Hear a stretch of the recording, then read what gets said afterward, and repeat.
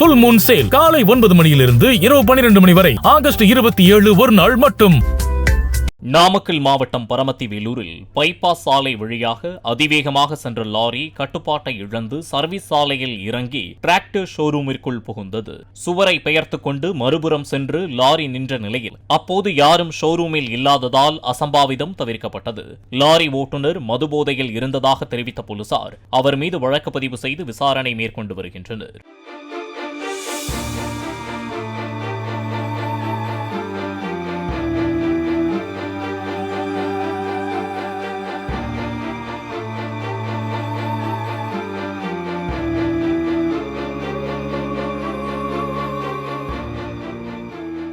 புல் Moon sale காலை 9 மணியிலிருந்து இரவு 12 மணி வரை ஆகஸ்ட் 27 ஒரு நாள் மட்டும்.